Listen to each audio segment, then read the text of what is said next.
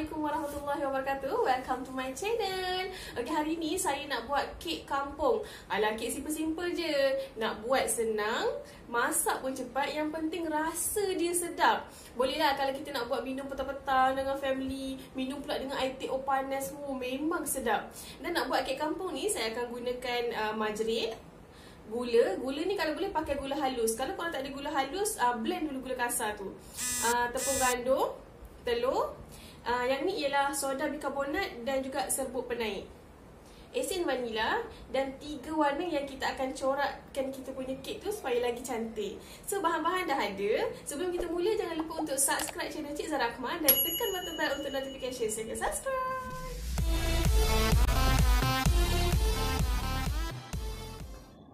Mula-mula sekali, masukkan 1 cawan margarin dalam bekas. Bekas ni carilah yang besar sikit sebab senang nanti kalau kita nak pukul bahan dalam dia kan. And then, masukkan 1 cawan gula halus. Pukul 2 bahan ni sampailah gula dia hancur dan jadi betul-betul kembang. Waktu ni memang menguji sikit lah sebab lengur juga tau nak buat kalau kita pukul pakai beater ni.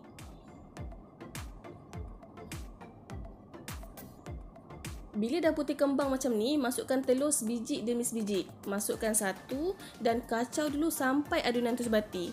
And then barulah kita masukkan yang lagi 1. Telur ni tak kisahlah nak pakai grade apa boleh. Grade A boleh, grade B boleh atau nak pakai grade C pun boleh.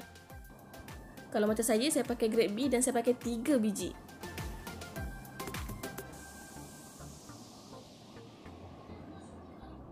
Okey, masukkan telur yang ketiga dan kacau lagi sampai rata.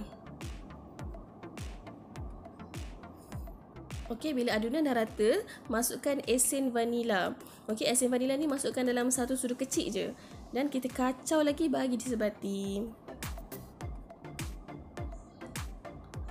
Kemudian kita ayatkan tepung. Tepung gandum kita pakai dalam 1,5 cawan. Kemudian kita masukkan 1,5 sudu kecil soda bikarbonat dan 1/2 sudu kecil baking powder. So kita ayatkan sekali, masuk terus ke dalam kita punya bekas adunan tu. Senang nanti kalau kita nak kacau.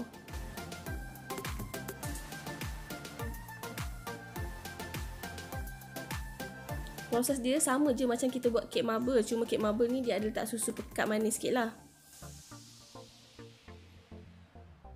Okay, bila adunan kita dah rata, dah cantik macam ni, bahagikan ke dalam beberapa bekas mengikut warna yang kita nak guna. Kalau macam saya ni, saya nak guna 3 warna, jadi saya asingkan kepada 3 bekas. Okay, yang pertama saya guna warna merah. Warna merah ni saya lebihkan sikit adunan dia sebab saya nak warna merah ni jadi warna main. Kacau sampai dia bertukar warna.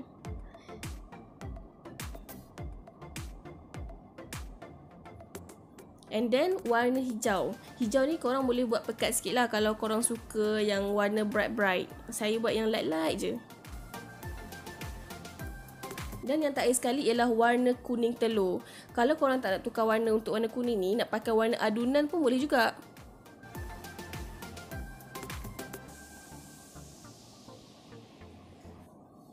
Okey, masukkan adunan dalam loyang. Loyang ni make sure kita dah oleskan dulu dengan minyak ataupun margarin tau. Supaya senang nanti kalau kita dah masak, dia mudah nak keluar. Bubuh adunan ni berselang-seli mengikut warna sampailah habis adunan kita tu.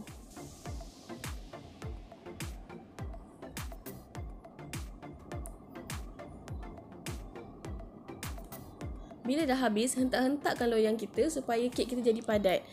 Sementara tu, panaskan periuk kukus tau. Corakkan kek kita tu mengikut kreativiti sendiri. Boleh guna lidi, pisau ataupun batang chopstick.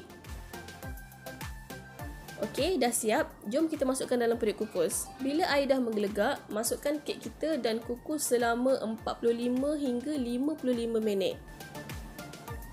Sesekali tu bolehlah buka-buka dan cek sama ada kek kita ni dah masak ke belum. So bila kita cek dan kita cucuk tu dia tak ada melekat dekat kita punya garfu ataupun pisau, so maknanya dia dah masak. Kek kampung saya dah siap. Ini first time saya buat kek kampung ni dan alhamdulillah menjadi juga. Soft je kan warna dia? Kita nak tengok dia lembut ke tak? Lembut. Okay, sekarang ni saya nak makan. Saya nak cuba rasa kek ni.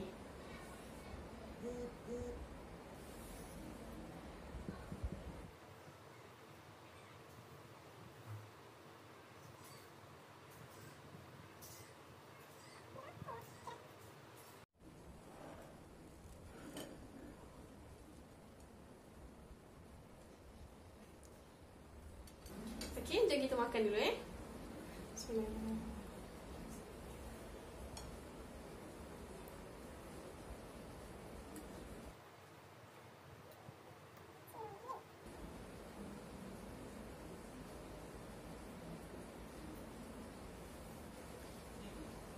Sudah jugalah kek ni. Bolehlah kita buat makan petang-petang tu. Dan rasa manis dia tu macam okey lah, taklah manis sangat.